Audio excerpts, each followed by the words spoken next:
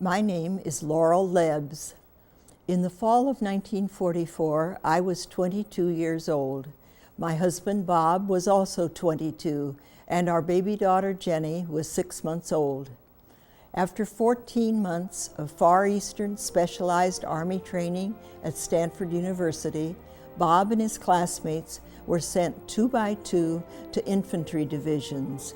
After 2 months of training in Indiana, Bob was given a 2-week furlough. We knew that meant the 106th Division was about to leave for Europe, where the German army was weakening but not giving up.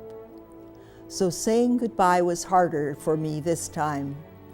My memories of that period, April 1944 to December 1945, include writing letters, looking for letters, and waiting for the war to be over. As I waited for mail that did not come in October, I put together Bob's Christmas boxes, which the post office said to send by October 15th. In November, I received 3 letters from Bob, written in England, and then nothing. December, too, was without letters. I could tell the war was getting worse by the number of brief articles on the lower half of page 1 in the Evening Lincoln Journal, headlined, "Missing in Action" and "Killed in Action." My definition of a good day was one where the newspaper did not include the name of Robert Lubes. The news of the Battle of the Bulge reached the newspapers while I was still waiting for a letter. The report that the 106th Division had been decimated by the German offensive made my fears all the greater.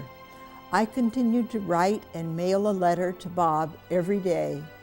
And then on a dark, cold January 15th, I made the trip to the mailbox in the street and found a letter addressed to me in my husband's handwriting. I shouted to the neighbor who had just picked up her mail, "Mrs. Mason, I have a letter from Bob." The letter was dated December 29th. Dear Laurel and Jenny, very belated Christmas greetings to you from France.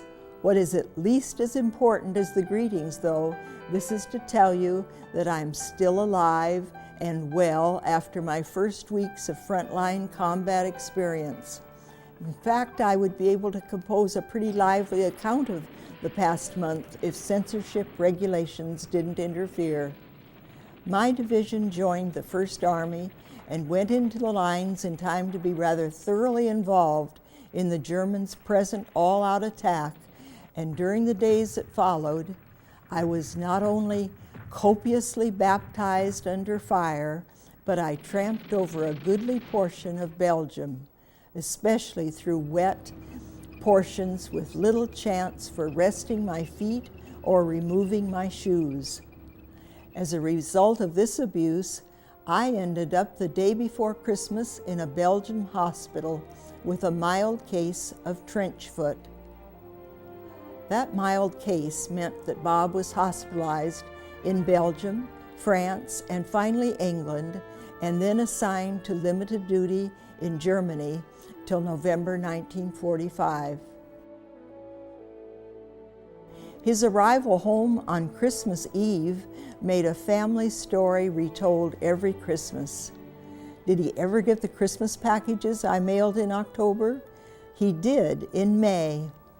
Paperback books, a can of hard candy, and dried figs made it okay, but chocolates were smashed as thin as their boxes and were inedible.